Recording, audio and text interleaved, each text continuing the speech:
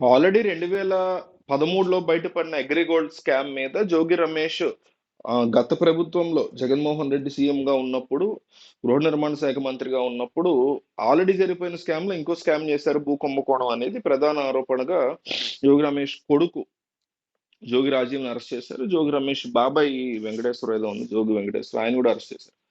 అయితే 1076 ఎకరాల భూమి, అగ్రిగోల్డ్ భూమి అయితే అది తమ భూమి, ఆ, తప్పు దొర్లింది అన్నట్టు రాయించుకున్నారు జోగి రమేష్ రాజీవ్ పేరు మీద అనేది ప్రధానమైనటువంటి ఆరోపణ. అయితే దీనికి సంబంధించి జోగి రాజీవ్ అసలు ఎవరు? జోగి రాజీవ్ జోగి రమేష్ కొడుకు అని తెలుసు మనకి. అయితే ఆయన అతను అమెరికాలో ఉద్యోగం చేసుకుంటూ, చదువుకుంటూ ఎంఎస్ కోసం అమెరికా వెళ్ళి ఉద్యోగం చేసుకుంటూ ప్రశాంతంగా ఉన్నాడు. అతనికి ఇందులో ఎటువంటి సంబంధం లేదని వాళ్ళ అమ్మగారు చెప్తున్నారు, వాళ్ళ నాన్నగారు చెప్తున్నారు, వాళ్ళ తరఫు వైసీపీ వాళ్ళందరూ అదే చెప్తున్నారు.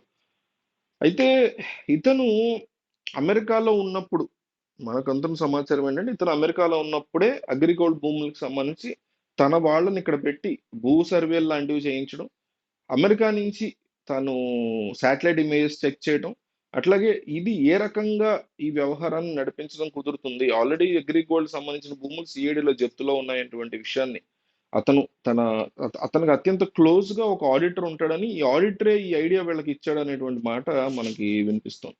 సో జోగి రాజీవ్ ఈ రకమైనటువంటి పరిస్థితుల్లో ఇరుక్కోవడానికి మొదటి కారణం జోగి రమేష్ అని చెప్పొచ్చు.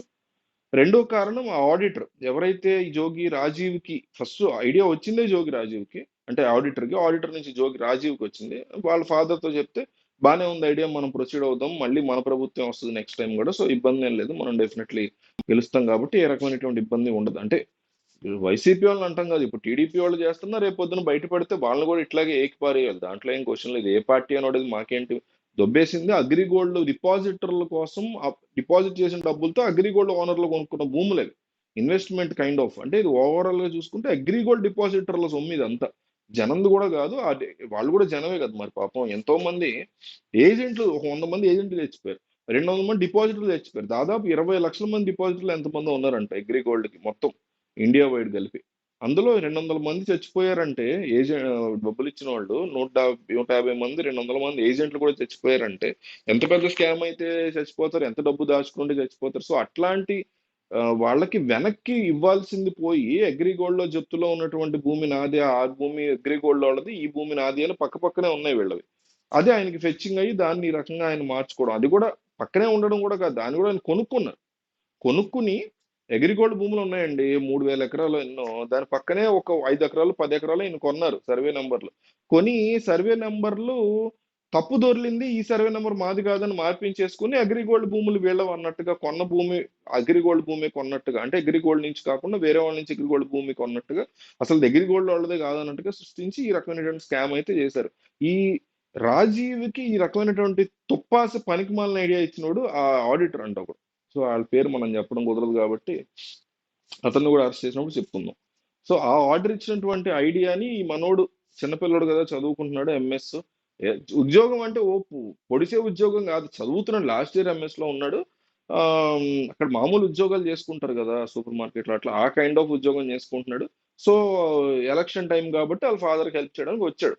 ఆ వచ్చినటువంటి టైంలో ఇక్కడే ఉన్నాడు, ఇంకా ఓడిపోయారు, ఇంకా ఏంటి రివ్యూస్ చేస్తున్నాం, మరి ఈ లోపే గబుక్కున వెళ్ళిపోయినా మరి సేఫ్ అయ్యేవాడేమో.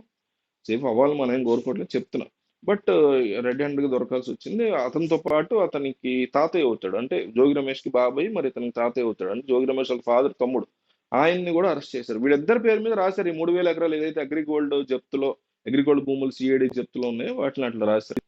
సో జోగి రాజీవ్ యొక్క బ్యాక్గ్రౌండ్ అయితే ఇది. జోగి రమేష్ కొడుకు, అండ్ ఆయన ఎంఎస్ చేయడం కోసం యుఎస్ పంపించారు, ఆ టైంలో ఉద్యోగం అది చేసుకున్నాడు, ఎలక్షన్ టైంకి వెనక్కి వచ్చాడు, రాజకీయ వారసుడుగా ఇతన్నే ప్రొజెక్ట్ చేశారు. మీరు చూస్తే టీవీ 9 వాళ్ళు కూడా ఇంటర్వ్యూ చేశారు. నిజంగా టీవీ 9 వాళ్ళని కాదు, మీడియా వాళ్ళకన్నా సిగ్గుసెర ఉండాలి, పేరుని కిట్టు లాంటి వాళ్ళని, జోగి రమేష్ లాంటి వాళ్ళని లేపడం కోసం డబ్బులు తీసుకుని వాళ్ళతో ఇంటర్వ్యూలు చేయడానికి. కొన్ని అందులో అడిగే క్వశ్చన్లు కూడా ఏమన్నా నిజాయితీగా స్ట్రాంగ్ గా ఉంటాయి అంటే, 2-3 క్వశ్చన్లు చాలా స్ట్రాంగ్ గా అడుగుతున్నట్టు బిల్డప్ ఇస్తారు, ఏముండదు అక్కడ మళ్ళీ ఆ క్వశ్చన్లు వెనక డెప్త్. రెండు విషయాలు ఉండవు, ఒకటి డెప్త్ క్వశ్చనింగ్ ఉండదు, అడిగే క్వశ్చన్ లో కూడా డెప్త్ క్వశ్చనింగ్ ఉండదు, రెండోది వాళ్ళు చెప్పిన సమాధానానికి వెళ్ళి సాటిస్ఫై అయిపోతారు.